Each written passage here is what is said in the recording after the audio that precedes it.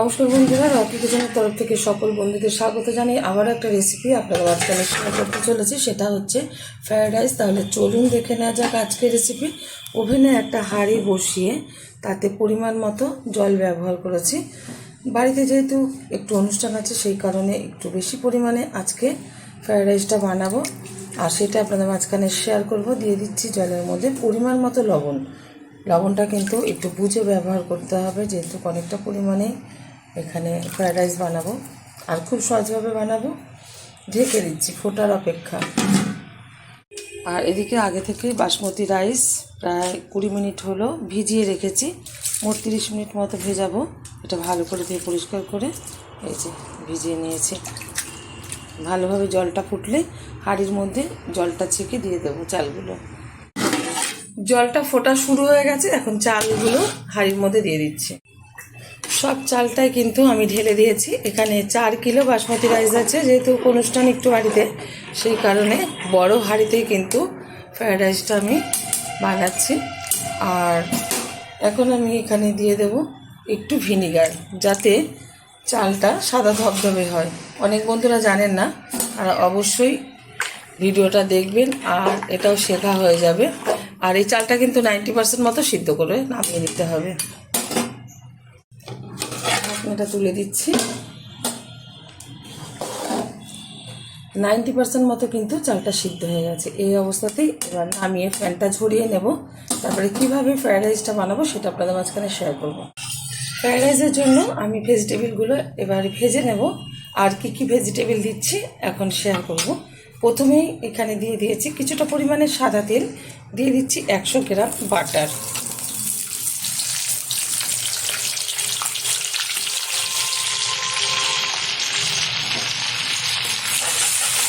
আপনারা বাটারের বদলে ঘিও ব্যবহার করতে পারেন, তবে বাটার দিলে বেশি টেস্ট হবে ফ্রায়েড রাইসটা। দিয়ে দিচ্ছি এর মধ্যে কিছুটা তেজপাতা, কিছুটা এলাচ, ভালো ফ্লেভার আসবে।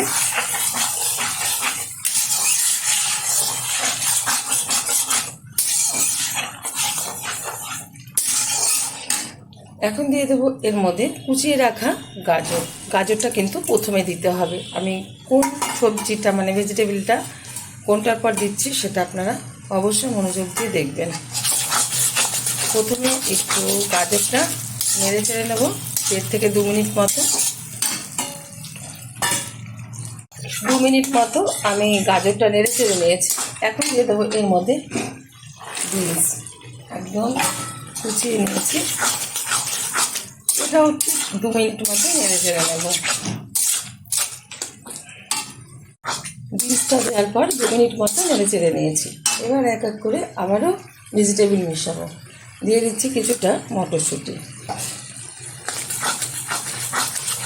দিয়ে দেবো 3 রকমের ক্যাপসিকাম, সবুজ, লাল আর হলুদ। আপনারা যে কোনো এক কালার দিয়ে করতে পারেন, তবে আমি দেখার সৌন্দর্যের জন্য এটা দিলাম।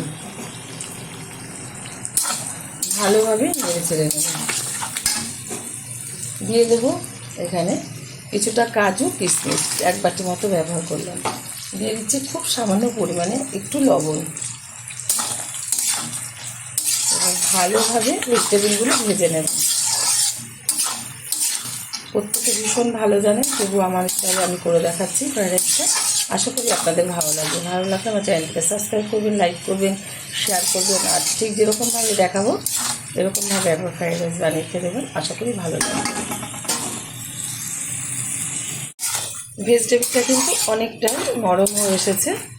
এখন এই অবস্থাতে দিয়ে দেবো সামান্য পরিমাণে একটু চিনি, যাতে চিনিটা ভেজিটেবিলগুলোর মধ্যে ভালোভাবে ঢোকে। আমি পরে চিনি ব্যবহার করবো, তবে আগের থেকে দিলাম যাতে এর মধ্যে সুন্দরভাবে মিষ্টিটা ঢুকে ভালো লাগবে খেতে। হাই আছে আর 2 থেকে 3 মিনিট মতো এটা ভেজে নেব। ভেজিটেবলগুলো কিন্তু ভাজা হয়ে গেছে। এখন আমি ওভেনটা বন্ধ করে তারপরে আমি এটা মিশিয়ে নেব ভাতের মধ্যে, মানে যে ভাতটা আমি নামিয়েছি। আপনারা কিন্তু এই কড়াইয়ের মধ্যে একটু নেড়ে চেড়ে নিতে পারেন। তা অনেকটা পরিমাণে যেহেতু ভাত, সেই কারণে ধরবে না, তো আমি একটু অন্যভাবে দেখাচ্ছি আর সহজভাবে, যাতে অনুষ্ঠান বাড়িতে এরকম করে থাকে, যে অনেক ফ্রায়েড রাইস করলে কীরকম করে থাকে। আর ওভেনটা বন্ধ করে নামিয়ে নিচ্ছি। এখানে আমি দু জায়গায় কিন্তু এই যে ভাতটা রেখেছি, কারণ অনেকটা পরিমাণে ভাত, সেই কারণে হবে না। প্রথমে আমি গামলাটা মিশিয়ে নিচ্ছি, যেহেতু অল্প পরিমাণে আছে, তো ওইটা পরে মেশাবো। দিয়ে দিচ্ছি এখানে ভেজে রাখা এই যে ভেজিটেবিল।